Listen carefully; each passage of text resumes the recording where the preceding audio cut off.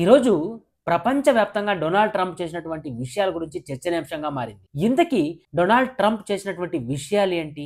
ఎందుకు ప్రపంచవ్యాప్తంగా Donald Trump గురించి మాట్లాడుకుంటున్నారు? ప్రతి ఒక్క న్యూస్ ఛానల్స్ లో కూడా డొనాల్డ్ ట్రంప్ యొక్క విషయాల గురించి ప్రపంచ న్యూస్ ఛానల్స్ అన్ని కూడా చర్చనీయాంశంగా వచ్చాయి. అమెరికా అధ్యక్షుడైనటువంటి డొనాల్డ్ ట్రంప్ ఈసారి అమెరికానే ఫస్ట్ అనేటువంటి నినాదంతో భారత్ సహా పలు దేశాలపైన 25% అంటే 25% దిగుమతిపై పన్నుని విధించినట్లు ప్రకటన చేశాడు. 25% పన్ను విధించడం వల్ల ఏంటి, దీని వల్ల ముఖ్య కారణాలు అంటే దీనివల్ల మన దేశంలో ఉండేటువంటి కంపెనీలకు ఒక షాకింగ్ న్యూస్ అని చెప్పొచ్చు. ఇక్కడ ఉద్యోగాలు, ఎగుమతులు, రూపాయి యొక్క విలువ అలాగే ఇవన్నీ కూడా ప్రభావం అయితే చూపుతాయి. ఇంతకీ టారిఫ్ అంటే ఏంటి? దిగుమతుల పైన విధించేటువంటి ఒక పన్ను. విదేశాల నుంచి వచ్చేటువంటి వస్తువులు దిగుమతి చేసుకుంటే వాటిపై అదనంగా వసూలు చేసేటువంటి ఒక ట్యాక్స్ అని చెప్పొచ్చు. ఇంతకీ ట్రంప్ టారిఫ్ వెనక ఉన్నటువంటి అసలైన కారణం ఏంటి?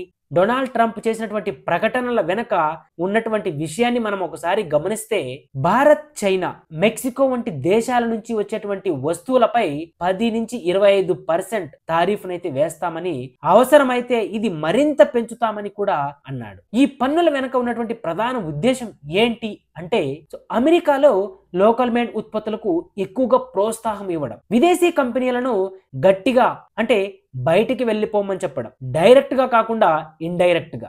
ఎప్పుడైతే ఈ 25% టారిఫ్ విధిస్తారో ఆటోమేటిక్ గా విదేశీ కంపెనీలు బయటికి వెళ్ళిపోతాయి. ఇంకా అమెరికాలో ఉండేటువంటి ప్రజలకి అక్కడ ఉండేటువంటి ఉద్యోగ అవకాశాలు తిరిగి వాళ్ళ తరపుకి మళ్లించడం. ఇది మనం గమనిస్తే ఇది ఒక ప్రొటెక్షనిజం అనేటువంటి సిద్ధాంతానికి నిదర్శనంగా మనం చెప్పొచ్చు. ఇకపోతే ఎక్కువగా ఏ రంగాలపైన వీటి యొక్క ప్రభావం ఉంటుంది అంటే ట్రంప్ టారిఫ్ వల్ల మన దేశం నుంచి అమెరికాకు ఎగుమతి చేసేటువంటి రంగాలపైన తీవ్రమైనటువంటి ప్రభావం అయితే చూపుతుంది. అందులో భాగంగా ఫార్మా, జనరిక్ ఔషధాల పైన ధర పెరగవచ్చు. ఇంకా FDA నియంత్రణల కఠినమవుతాయి. టెక్స్టైల్స్ పైన 20 నుంచి 25% టారిఫ్ గన వస్తే గన చైనా మరియు బంగ్లాదేశ్ పోటీలో నిలుస్తుంది. ఇక engineering goods, auto parts, machine tools పైన పెద్ద మొత్తంలో దిగుమతులు అయితే ఉంటాయి. టారిఫ్ వల్ల ధరలు పెరిగి డిమాండ్ తగ్గే అవకాశం కూడా ఉంది. IT సేవలు అంటే పరోక్షంగా వీసా పరిమితులు తిరిగి కఠినం అవ్వచ్చు. ఇప్పుడు అనుకున్నటువంటి అంత సులువుగా మనకైతే వీసా రాకపోవచ్చు.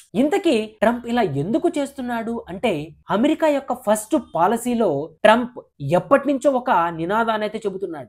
ఏంటంటే తన దేశాన్ని తిరిగి మళ్ళీ నిర్మిద్దాం. ఎందుకంటే ప్రపంచ దేశాల నుంచి జనాలు ఎక్కువగా వచ్చి స్థిరపడిపోతున్నారు. సో వీళ్ళందరినీ కూడా మళ్ళీ వాళ్ళ యొక్క స్వదేశాలకు పంపించాలనేటువంటి ఉద్దేశంతో ఇండైరెక్ట్ గా ఇలా చెప్పుకుంటూ వస్తున్నాడు. దిగుమతుల పైన పన్నుల ద్వారా స్థానిక ఉత్పత్తులకు ప్రోత్సాహం ఇచ్చే వాటికి అడ్డంకు వేయడం. ఇంకా మెయిన్ గా మనం చూస్తే రష్యాతో ఇండియాకు ఉండేటువంటి సంబంధాలు, దీని వలనే భారత్ పైన ట్రంప్ ఎక్కువగా మండిపడుతున్నాడని కూడా చెప్పొచ్చు. రష్యా నుంచి చమురు అలాగే ఆయుధాలు కొనడం వలన ట్రంప్ కి కోపం. ఏంటంటే రష్యాతో ఇండియాకు ఉన్నటువంటి సంబంధాలు. భారత్ ఎప్పటి నుంచో అమెరికాకి మిత్రదేశంగా ఉంది. సో ఒకవైపు భారత్ అమెరికాకి మిత్రదేశంగా ఉంటూనే రష్యాతో ఎందుకు సంబంధాలు పెంచుకుంటుంది అనేటువంటి కారణంతో ఇక్కడ ట్రంప్ ఇలా ప్రవర్తిస్తున్నాడు. ట్రంప్ యొక్క ఆలోచన ఏంటంటే ఇక్కడ భారత్ మన మిత్రదేశం అయితే అమెరికా శత్రువు అయినటువంటి రష్యాతో ఎందుకు సంబంధాలు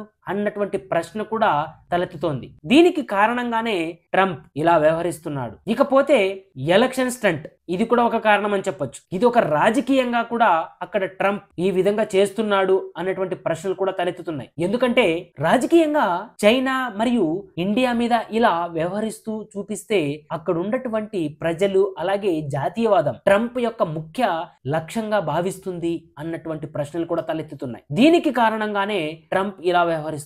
ఇలా జరగడం వలన మన దేశానికి ఏ విధంగా నష్టం ఉంటుంది అంటే ముఖ్యంగా ఎగుమతుల పైన ప్రభావం. అమెరికాకు ఆధారపడేటువంటి కంపెనీల రెవెన్యూలు తగ్గేటువంటి ప్రమాదం ఉంది. అదే విధంగా విదేశీ మారక ద్రవ్య ఆదాయం కూడా తగ్గుతుంది. రూపాయి యొక్క విలువ కూడా చాలా మటుకు ప్రభావం చూపుతుంది. ఉద్యోగాలు ముఖ్యంగా IT రంగాల్లో కలిగేటువంటి ప్రభావం. దీంతో పాటు చిన్న ఎగుమతిదారుల పైన విపరీతమైనటువంటి ఒత్తిడి కూడా పడుతుంది. ఇకపోతే డొనాల్డ్ ట్రంప్ రష్యా, భారత్ రెండు కూడా డెడ్ ఎకనామీగా అభివర్ణించాడు. ట్రంప్ కీలక సహాయదారుడైనటువంటి White House deputy chief of staff Stephen Miller ఒక టీవీ ఇంటర్వ్యూలో ఇలా ప్రకటన చేశాడు. భారత్ రష్యా నుండి ఆయిల్ కొనుగోలు చేసుకోవడం వల్ల యుద్ధానికి ఆర్థికంగా మద్దతు ఇవ్వడం జరుగుతోంది. ఇది అసలు అంగీకరించేటువంటి విషయం కాదు. భారత్ ప్రస్తుతం చైనాతో సమానంగా రష్యా ఆయిల్ ఎక్కువగా కొనుగోలు అయితే చేస్తోందని, ఇది ఆశ్చర్యమైనటువంటి విషయం అని కూడా చెప్పాడు. ఇలా చెబుతూనే ట్రంప్ మరియు మోడీతో అద్భుతమైనటువంటి సంబంధం కొనసాగిస్తున్నారని గుర్తు చేసినటువంటి అతను అమెరికా యొక్క నిజాయితీగా వ్యవహరించి ఈ పరిణామాలను తట్టుకోవాలని అన్నాడు. అంటే ఒక పక్కన మన పైన భారాన్ని వేస్తూ మరొక పక్క చల్లటి కబుర్లు మనకి వినిపిస్తున్నాడు. అమెరికా ఏమి చేసినా కూడా ఇక్కడ మనము ఎటువంటి చర్యకు కానీ అలాగే ఎటువంటి వాటికి పాల్పడకుండా వాళ్ళు చెప్పేటువంటి విషయాల్ని అనుసరిస్తూ వెళ్ళాలి అన్నటువంటి విషయాన్ని ఇక్కడ ట్రంప్ సలహాదారుడైనటువంటి స్టీఫెన్ దగ్గర మనకి ట్రంప్ చెప్పిస్తున్నాడు. ఒక పక్కన హెచ్చరిస్తూనే ఒక పక్కన సలహాలు కూడా ఇస్తున్నాడు. సో ఇప్పటికే భారత్ పైన 25% దిగుమతి టారిఫ్ విధించాడు. అది ఆగస్టు 1 నుంచి అమల్లోకి కూడా వచ్చాయి. రష్యా నుండి ఆయిల్ లేదా ఆయుధాలు కొనుగోలు చేసే దేశాలపైన 100% టారిఫ్ విధించేటువంటి అవకాశాన్ని కూడా సూచించాడు. అలాగే ఉక్రెయిన్ యుద్ధం ఆగే వరకు ఈ చర్యలు కొనసాగే అవకాశం ఉందని ట్రంప్ స్పష్టం చేశాడు. సో దీని అంతటికి ఇప్పుడు భారత్ అయితే స్పందించాలి. సో దీనికి అనుగుణంగా భారత్ నుంచి కూడా స్పందన వచ్చేసింది. భారత్ ప్రభుత్వం తాము రష్యా నుండి ఆయిల్ కొనుగోలు చేస్తామని స్పష్టమైతే చేసింది. ఇది పూర్తిగా కమర్షియల్ నిర్ణయం అని కూడా పేర్కొనింది. నిన్న ఉత్తరప్రదేశ్ లో జరిగినటువంటి ర్యాలీలో మాట్లాడినటువంటి ప్రధానమంత్రి మోడీ మన దేశం యొక్క ఆర్థిక వ్యవస్థ అత్యంత ప్రాధాన్యతమైనది, మన దేశంలో తయారైనటువంటి వస్తువులను మాత్రమే మనము కొనాలి అని స్పష్టం కూడా చేశాడు. అంటే ఇక్కడ ఇంతకు ముందు మోడీ చేపట్టినటువంటి మేక్ ఇన్ ఇండియా. సో ఈ విధంగా భారత్ అలాగే అమెరికా యొక్క విషయాలలో ఇలా ఒకరికొకరు వాళ్ళ యొక్క ప్రభావాలు పెంచుకుంటూ పోతే రానున్నటువంటి రోజుల్లో ఎలా ఉంటుంది అంటే అమెరికా భారత్ మధ్య సంబంధాల్లో ఇది ఒక మలుపు కావచ్చు. మన దేశం ఒకవైపు రష్యాతో ఆయుధ సంబంధాలు,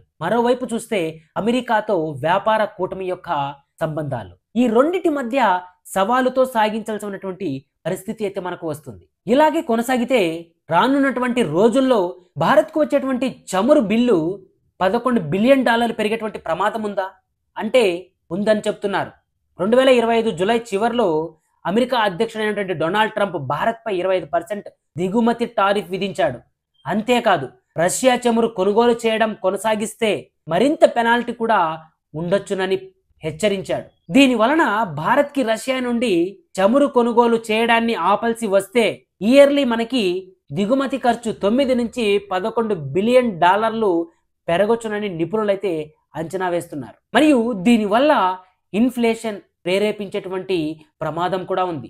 ఇప్పుడు ప్రస్తుత ఆర్థిక స్థితిని కన్నా మనం ఒకసారి చూస్తే ఉక్రెయిన్ యుద్ధం ప్రారంభమైన 2022 నుండి రష్యా చమురు భారత్కి ప్రధాన రూపంలో మారింది. ఇప్పటికీ 35 నుంచి 40% వరకు భారత్ చమురు దిగుమతులు రష్యా నుంచే మనకి వస్తున్నాయి. ఇందులో ముఖ్యంగా రిలయన్స్ ఇండస్ట్రీ, నయారా ఎనర్జీ వంటి కంపెనీలు రష్యా చమురుపై ఆధారపడుతూ ఎక్కువ మార్జిన్లు పొందుతున్నాయి. ఇప్పుడు మన దేశం నుంచి కూడా అధికారికంగా ఒక స్పందన కూడా వచ్చింది. ఆగస్టు 4, 2025 నాటికి భారత ప్రభుత్వం తన స్థానం స్పష్టంగా తెలియజేసింది.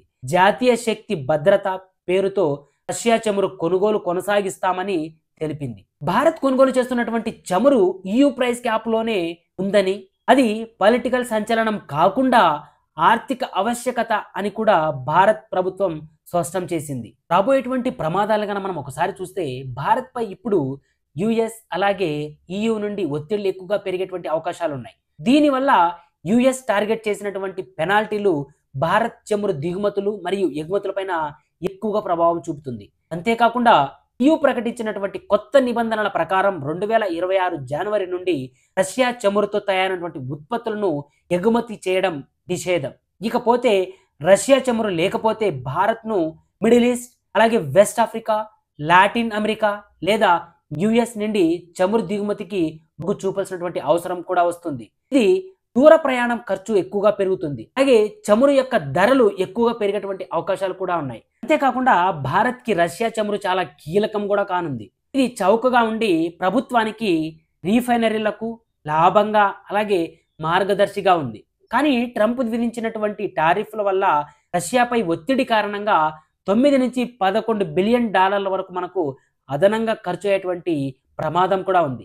పెట్రోల్ ధరలు పెరుగుదలని ప్రేరేపించవచ్చు. అయినా మన దేశం తన స్థానం నిలబెట్టుకున్నప్పటికీ కూడా భవిష్యత్తులో పొలిటికల్ మరియు డిప్లొమాటిక్ ఒత్తిళ్ల మధ్య సవాలును ఎదుర్కోవాల్సినటువంటి అవసరం కూడా ఉంటుంది. ట్రంప్ తిరిగి మళ్ళీ అధికారంలోకి వస్తే భారత్ అమెరికా మధ్య సంబంధాలు ఇంతకీ ఎలా ఉంటాయి?